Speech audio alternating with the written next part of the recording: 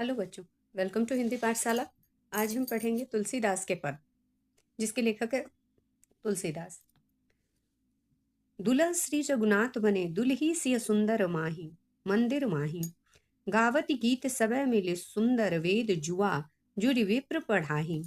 राम को रूप निहारत जानकी कंगन के नग की परछाही, याते सबे सुधि भूल गई कर टेकी रही पल टारत नाही।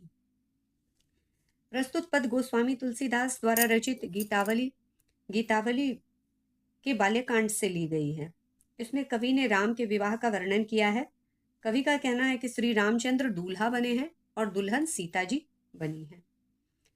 विवाह जनक जी के महल में हो रहा है, वहां उत्सव का माहौल है और विप्र युवा ब्राह्मण वेद की ऋचाएं पढ़ रहे हैं और सुंदर गीत गाए जा रहे हैं। इसलिए वेदों के पाठ और सुंदर गीत से सारा महल गूंज रहा है और सीता जी ने नगदार कंगन पहन रखा है, जिसमें श्री राम का प्रतिबिंब दिखाई दे रहा है।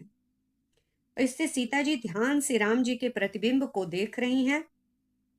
एक पल के लिए भी उनकी नजर उस नग से दूर नहीं जाती, वह पलक भी नहीं झपक रही हैं, इतनी ध्यान से उस नग को देख रही हैं जिसमें श्री राम का प्रतिबिंब दिख रहा है। दूसरे पद में कागर कीर ज्यों भूषण चीर, शरीरु लस्यो तज नीरु ज्यों काई, मातु पिता प्रिय लोग सबे सनमानी, सुभाई सनेह सगाई। संग सुभामिनी भाई भयो दिन, द्वैजनु औधि हुतै पहुनाई। राजीव लोचन राम चले तज, बाप को राज बटाऊ की नाही।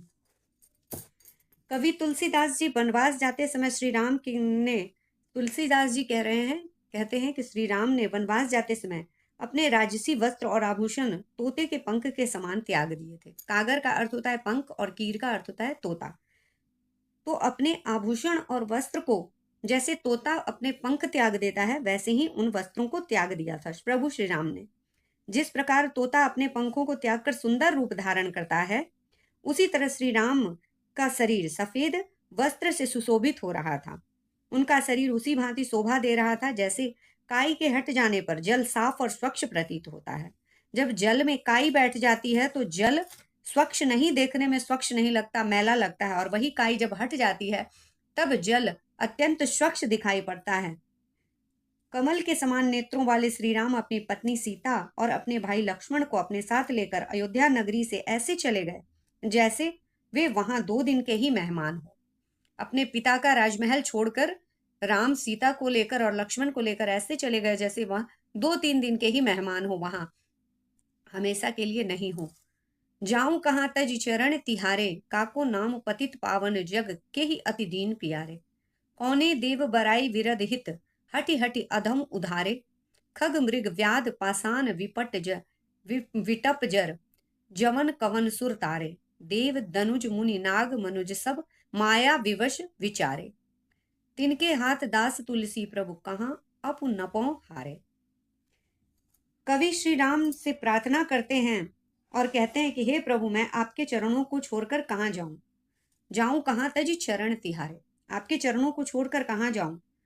इस संसार में पतितों का उद्धार करने वाले आपके सिवा और कौन है। आपका ही नाम पतित पावन है। आपकी तरह दीन दुखी किसे अधिक प्यारे हैं। आज तक ऐसा कौन हुआ है जिन्होंने अपने यश और कीर्ति की रक्षा करने के लिए नीचों का उद्धार किया है। आपके सिवा ऐसा कौन है जो नीचों का भी उद्धार किया है। हे प्रभु, आपकी तरह किस देवता ने पक्षी, जटायु, पशु, वृक्ष और वानर आदि, व्याघ्र वाल्मीकि और अजामिल, पत्थर गौतम की पत्नी अहिल्या और जड़ वृक्ष यमलार्जुन का उद्धार किया है। इन सबों का आपने उद्धार किया है अपने अवतार रूप में, राम अवतार में, कृष्ण अवतार में। इन सभी लोगों का आपने उद्धार किया है। तो हे नाथ, देवता, दैत्य, मनु, मुनि, नाग, मनुष्य आदि सभी मोह माया के वश में हैं। देवता, दनुज, मुनि, नाग, मनुष्य सब मोह माया के वश में हैं। जो स्वयं बंधा हुआ है वह दूसरों के बंधन को कैसे खोल सकता है। ये सब तो स्वयं ही आपके ही अधीन है। ये सब आपके अधीन है। आप इन सबको भी, इन सबकी रक्षा करने वाले, इन सबको भी राह दिखाने वाले आप ही हैं। तो मैं इन सब की शरण में कैसे, ये सब तो खुद ही माया के जाल में फंसे हुए हैं।